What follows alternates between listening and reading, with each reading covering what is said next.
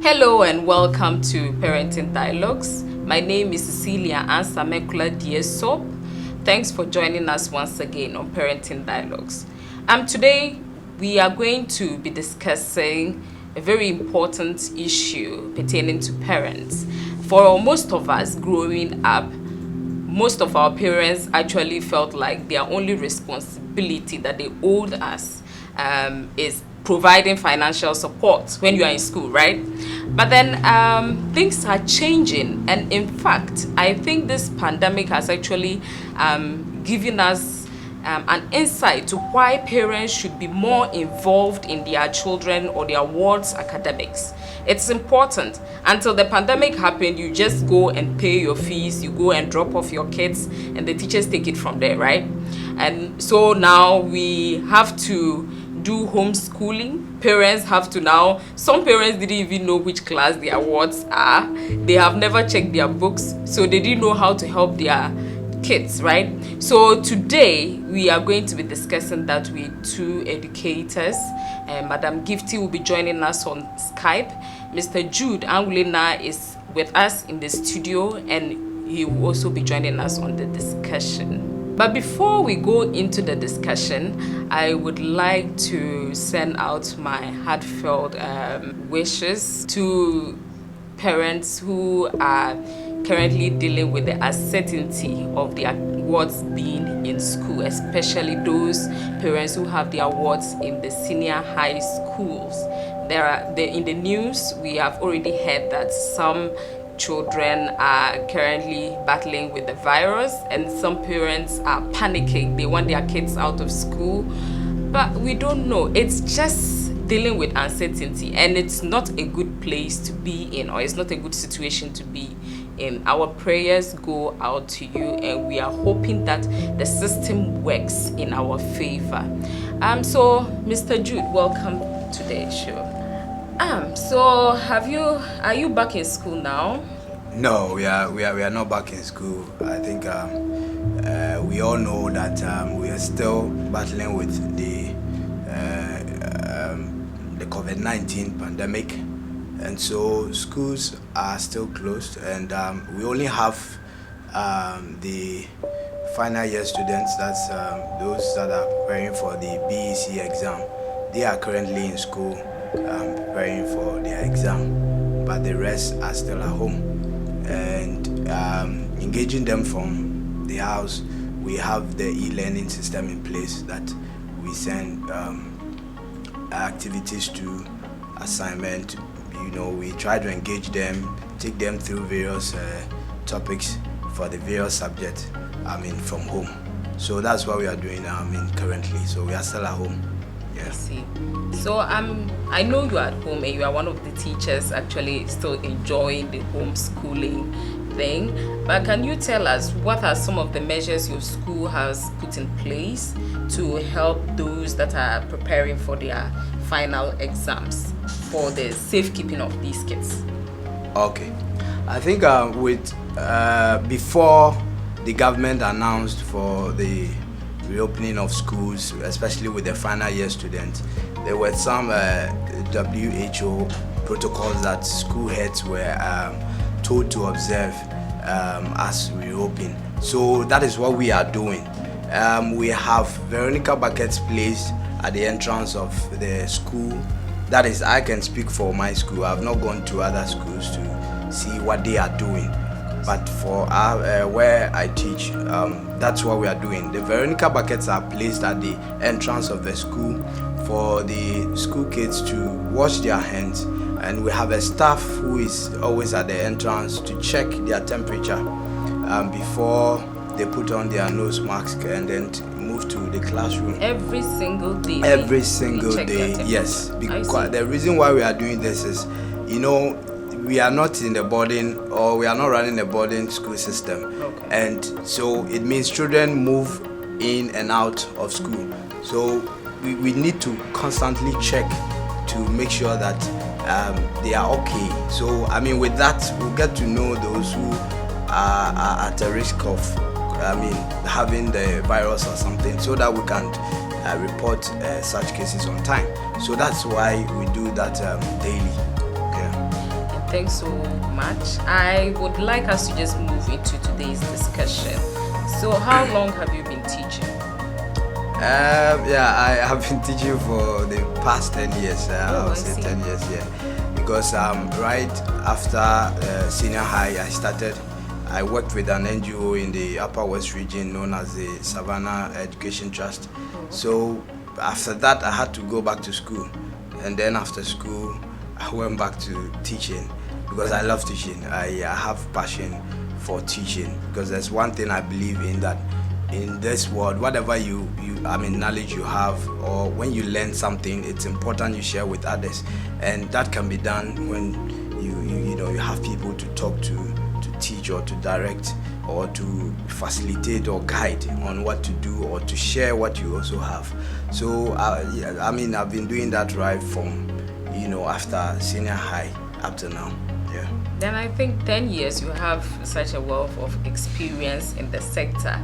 Yes. What has been your experience working with parents and children in Ghana especially? Do you think that parents are really involved in their kids' education, or they are really interested apart from the financial support that they give? Okay, I would say with the number, in terms of numbers, I would say what I have experienced, it's not encouraging. We have only few parents who actually show interest in, or who actually get involved when it comes to education of their kids. Some parents feel their responsibility is to pay fees, get the child ready to go to school, and that is it. They are so busy with work, business, just to make money to provide. But I, as a teacher, I believe it's beyond just paying or working hard to pay fees or to pay bills or to get them ready for school. Just as a businessman would make an investment. When you invest in something, you obviously do, go around to check and make sure that what you are investing in would actually yield the needed result or profit. So I would say that we've had some parents who are actually doing that. They come to school, they contact their wards teachers, and talk to them. I do call parents mostly when I'm dealing with kids that have problems in terms of doing the assignment, homeworks and what have you. I take it upon myself as a teacher to contact parents to know exactly what it's happening at home. Right. Because I always say this, that as teachers we do our best to train these kids, but whatever we do in school, if they go home and there's no proper parental care or parents checking them, there will be a break like in the chain. Because whatever we are doing in school, you realize that probably they do what they're supposed to do because there's pressure from the teacher. Right. But what about the child going home? If there's no one to check that child as teachers would do in school, because in school when you don't do the right thing, you are punished. We do all those things to make sure that we keep you in shape or keep you in check. But at home, if parents are not there to do that, then it's like whatever we are doing as teachers in school, will go down the drain. So like I said, it's not encouraging. Some are doing their best, but a lot are not doing what they are supposed to do. I have had some cause to complain with regards to, could you believe that we had some parents after 2-3 terms refusing to come for their children's terminal reports. Some children, when you give the report out, it's the possibility that they might not give it out to their parents, it's very high, because it might be due to maybe bad performance and all that, so they don't want parents to see. But I was shocked when I had those reports still sitting on teachers' desks or tables, waiting for parents to come and pick up. And they pay fees every time. So I asked myself, for me, I see this as investment. Taking a child to school, educating your child is an investment. So you need to check and make sure that whatever you are investing in is not, going down the drain. but a lot of them are not doing that. So some are doing their best. I don't want to cut into you, but I want to share my experience with what you just mentioned. I think a neighbor's child went to school like that, and after the exams, he actually came back home without his report, and the excuse he gave was that they swept it away, not knowing that he hid it in the class. Sure. Unfortunately, in the desk, he wasn't too smart, and so when the parent followed him, he actually took him and then sent him to the school, explained the issue to the security man, and then they went and found the report card. So you see, sometimes it's very important, like you said, to get involved.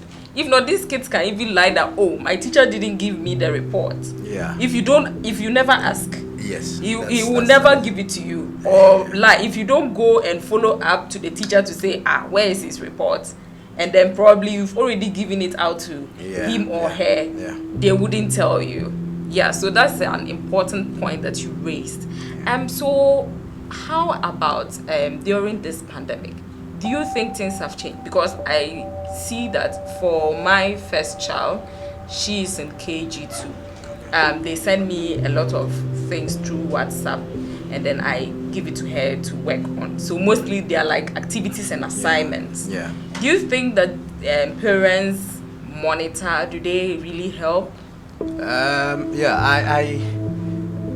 I mentioned, aside the final year students going back to school, the rest, because they are still at home, we engage them via WhatsApp and all that. But one thing I realized through that period, as we started with that system, I realized that initially when we started, parents were giving us feedback in terms of, when you send the assignment or the activity, the child is supposed to work on it, and then the parents send back the work that the child did to you, the teacher, to assess and make sure if there are some corrections to be done, you do so. Very few parents were doing that, and along the line, in fact, feedbacks were not coming at all. And so, but as teachers, we will always do what we are supposed to, because per management's instruction, you are supposed to do that, because there's a timetable for us to follow, or a schedule for teachers to follow. So when it's my turn to do so, I make sure I put my lessons on the platform for the children to follow. But getting the feedback, parents to send the work back for you to assess, it's becoming a problem. It's becoming a challenge. But like I said, we can't stop, because we need to go on. Yes, we believe that probably some parents they receive the work, probably the children do it, but they don't send it back to us. So maybe to some extent we are making an impact. Maybe to some extent we are not probably making any impact. But for me, I wouldn't rate that as a. But is it demoralizing? As a teacher, for me, I think it's not the best approach from parents. I don't know what parents are thinking of. Yes, but to some extent, we need to bear with parents, because it might probably be issue of data, cost of data, and what have you. Even as teachers, we have also had cause to complain. But because we have management supporting, we need to do our work. So we do that every week. Teachers that are supposed to do, like for instance, I do mine on Mondays. So I make sure that by Monday my work is out there. Or even if I'm not able to do it on Monday, within the week, I need to still send something out there for them to work on. Right. But like I said, we are not getting the feedback to know whether it's actually getting there, or probably parents are getting the work and the children are doing it, or they are not doing it. So it's becoming a challenge. But like I said, it's not good, but we will still push. We'll keep pushing. We believe that in some way, somehow, it will help those who are probably doing the work or working on the assignments that we send to their kids. Like you said, some parents are trying. They are trying to be involved. And actually, you know that living in urban centers like Accra and other areas, other big cities, parents are what will I say, burdened with so many responsibilities, especially financial commitments. So most of them sometimes are even doing several jobs just to make ends meet. Sure. You understand that? So if such a parent is watching now, the parent wants to really get involved. I know even some parents have actually made comments like they pay the teachers to do their work, and then yet they load the kids with plenty homework to bring it home, and they are wondering why they are paying the teachers. What do you have to say to that? For me, you can give them timelines. Okay, I'm going to work. Right. I have checked your online portal or platform. There's an assignment for you. You have 1 hour or 2, or sometimes we shouldn't make it so boring for them. We should, give them some space that will make the learning so fun, like something that they can, whenever you put them to it, they will do it. So give them timelines. Okay, I'm going to work. This is your assignment. You download it from the platform for the child.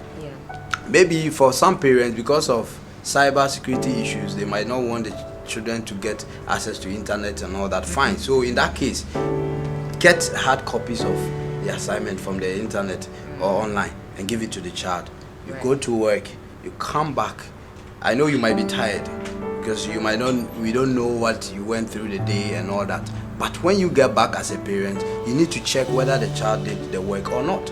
And we should try as parents as much as possible to have conversation with the children, engage the children, talk to them. Okay, probably they might be as a result of something that is bothering or worrying that child. If you don't chat or you don't talk to that child as a parent, and you are so busy with work, you come back from work, you are tired, you sleep, the child does not get the opportunity to talk to you, share whatever that probably might be the issue. Maybe it could be a difficult subject that is having problems very with. Good. So you get to extra extra hand or something. So you get to know. Right. One thing a parent did that I was so impressed with was when we started this system, the parent called on phone, and apparently the child was doing the work, but there was the child was facing some difficulty, so he called, and just to for me to help them address that challenge, and we did it, and the child was so happy. And for me, this is a parent that realized that it's ready to support. He's all out for the child. And so you, like I said, when you do that and you get back from work, if the child was able to do the work, if the child was not able to do the work, when you get close and you chat with the child will tell you, Daddy, I wasn't able to do the work because of A, B, C. And then you also find a way out. If you think probably it's beyond what you can handle, then you call on the teacher. Because I know parents who really want to monitor how their children are doing well in school, have contacts of their teachers, so that you call. And then if there's any challenge, you report. And the teachers are always available. I do that. I've helped a lot of parents. Whenever they call with issues with regards to children having difficulty doing their assignment or work, I help them out. So parents should do that, and I believe it will go a long way, to help their children. You mentioned certain ways that we can make learning fun for these children, because some of them are very young, and some too, if you are not, some too don't like the boring way of learning. This chew pop has forget method. So for me in the house, because she's very young, normally I have a reward system that I give her. I give her the assignments. Then when I'll tell her, if you do it to this point, then I'll give you biscuits or candy. So she's excited. So she finishes and she's like, I want more, because she wants more candy. Or more biscuits. Do you think it's a good thing that I'm rewarding her? Yes. It's a good thing. We growing up, we were told that when you do something good, we reward you. When you do something bad, you are punished. So why do we punish children all the time? And then when they do something good, we don't want to reward Okay. them. Maybe probably what you give out as a reward is what you have to look at. Oh, okay. If you think candies are not good, yeah. then you find something else that children like yeah. that would probably be good for that child. So for me, rewarding children for doing what they're supposed to do or doing something good, it's important we keep that, and that will whenever you give them instructions, they will follow and do what you want them to do. As teachers, we do it. Yeah. When they go wrong, we punish them, and when they do well too, yes, we tell them, yes, you are good. I mean, there are children who want to see remarks in their books, very good, excellent, and all those things. So when we do, I mean, as teachers, we know all these things. I mean, it has some effect on children. I mean, all the time they compare their work. This work I had very good, you had nothing. So the other child who probably did not get any good remarks will work harder next time, so that at least. So they do that. So we realize that yes, actually they like the remarks. So when you give work after that, you need to give, good remarks. If actually the performance is good, if it's not good, we'll find a better way. Because I've seen some teachers give some bad remarks about students for their work, which to me, to some extent, would not help. But me, if I have nothing to say, I'll just leave it like that. Oh, okay. I don't like giving bad remarks. Because look, years to come, if that child picks that book, fine, you might be probably find a better way of putting that. But to draw, like for instance, the child couldn't score any, like had 0. You draw the 0 and you put those things. I as a teacher, I don't. The do teachers that. really do that. I thought it was something that people create. No, some teachers do that, it? and I for me, I see it. It's needless. Right. As teachers, we need to. I mean, for me, I even see as teachers, our work is to help those that are weak, those that are good. We don't need to waste much time on them. Our focus should be on those who are struggling to climb up there, so that together we'll pick them to the level that those that are good at. But we have some teachers who focus too much on those that are good because they make their work so easy for them. But as a teacher, you need to challenge yourself, pick the weak ones, so that they will be, at the same level with those that are good. So I want us to touch on another issue. These are for the parents who are probably disadvantaged. They have their children in schools that do not have this e-learning system. Unfortunately, we have some parents living in the hinterlands that they don't even have access to electricity. To talk about internet and all this, how do you think they can also engage their children? And also, there are some that are not educated. I don't want to use illiterate, but they are not educated. And there are some too that, in fact, I've seen this comment somewhere on social media before, that sometimes the homework that they give the kids, when they bring it to the house, they cannot, because when they were in school, these are not the kind of things that they were learning. So you want to help. You are a parent, you want to help your child, you want to get involved. But these are the challenges that you're facing. How do you do that? Before I move to your question, there's something I want to pull our minds to. That as parents, we are the ultimate role models for our children, whether we like it or not. Every word we say, every movement we make, every action has effect on our children. So sometimes it's not about how educated you are that will probably motivate your child to learn. Sometimes you just supporting, even sometimes you make mistakes. They will laugh over those things as children. Like you can't read properly, but you are trying to assist that child. Okay, and it becomes so funny.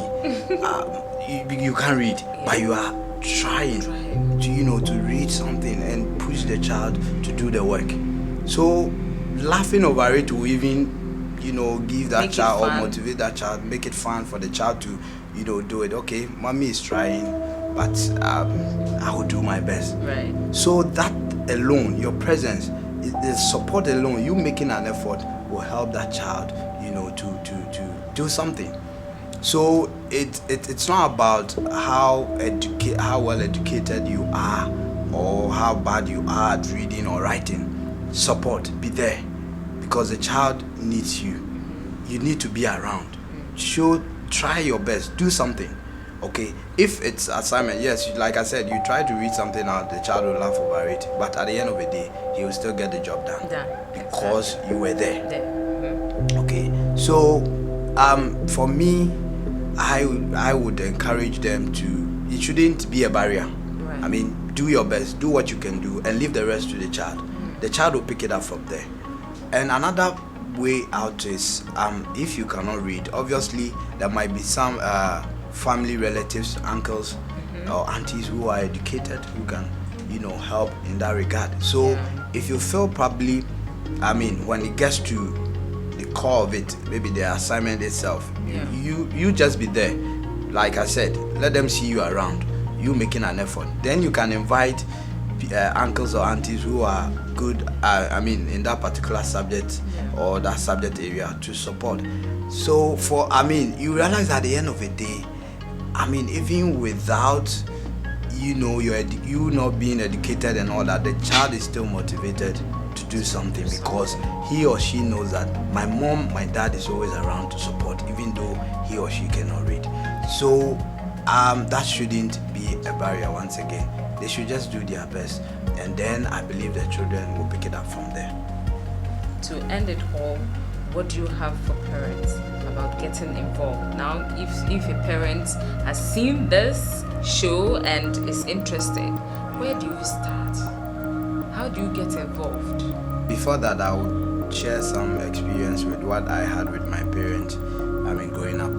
Okay. Yes, my dad, both dad and mom, fortunately, I was fortunate. They were both educated and all that.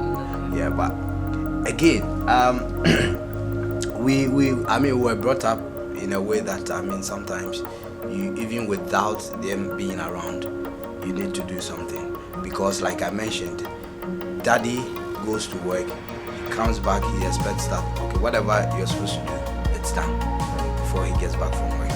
So we are always on the go, because I know if I don't do this, daddy will punish me. And we had that at the back of our minds. Even watching telly was becoming a problem, because he would never allow you to watch. I see. Because he felt it some way, somehow it might be a bad influence, or will influence us badly. But from there, at a point in time, we thought he didn't like, or he was being wicked, or he was not being a good dad.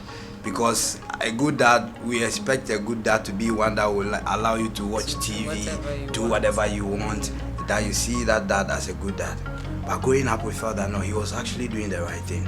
I'm not saying parents today should also, take that up by preventing their children from watching TV. One, there are a lot of productions on TV these days that are very good for children. All you need to do is to be around, guide that child to watch those programs, and then together with the child, you pick up the good points from the program, and then you have discussion with your children. It's very important.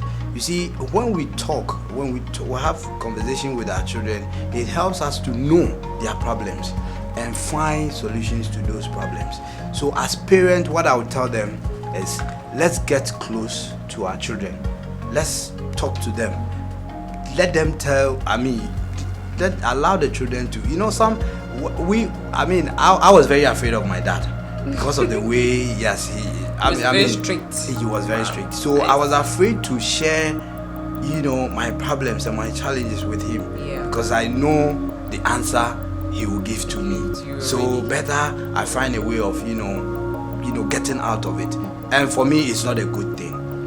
Daddies shouldn't be seen. As for mommies, we know they are good in a way, so we can easily go to them. They are lenient, right? Yeah. I see.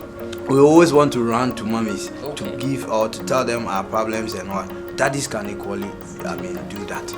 We should welcome the children, have chat, talk to them, get to know their problems, and then you find a way to, solve those problems for them. That is what children need. For them to succeed and, to have a good education. Yes, the children, every child needs to work very hard, but at the same time, that child needs you, the parent. So it's a blend of hard working and then parents getting involved, parents supporting. So if we do it this way, teachers, yes, you make our work easy for us, and we also do our part, like I said, back in school. Because one, at home, the home is the first and should I say the most important classroom for every child, whether we like it or not. And parents being at home are also like teachers. We always say as teachers that back in school we are parents. We are, because we play, aside teaching in classroom, we also play the role of parents and all that. So if the home is the first and most important classroom, parents are equally teachers. Let's take up those things. If it's becoming a challenge doing that, we can talk to people who are doing that. And trust me, it's not bad learning from other parents. If you feel other parents are doing so well, supporting their children, in their education and academic works and what have you, you also need to go to them and learn from them. And then you also help your children with that. I would end this, with something I just, thought of, that parents' involvement or participation matters when it comes to academic works of our children. So parents should get involved. We should all support, and at the end of the day, our investment will not go down the drain. It will bring good results. Yeah, thank you very much, That was Mr. Jude Angulena. Mr. Jude is a social activist and an educator, a tutor in one of the schools in Accra here, and he's had over 10 years experience in the teaching field, and which gives him a wealth of knowledge in this area. And for me, I always say that parenting is a learning process. That is why none of us knows what to do until you actually have the child and the child is with you. So basically, you also try to impart on the child the way your parents imparted on you. So basically, it's a learning process. We can learn and unlearn some of the things that we are doing wrong, and then begin to learn from other parents, just like you said, and then learn from experts who give us advice. So if you are watching us, don't forget to follow us and like our updates, so that it will continue to keep you updated on our page on Facebook, Parenting Dialogues. If you are watching us on YouTube as well, subscribe and continue to follow us. There are more interesting discussions to come up. I'm Cecilia Ansa Mekula Diesop. Thanks again for joining us on Parenting Dialogues.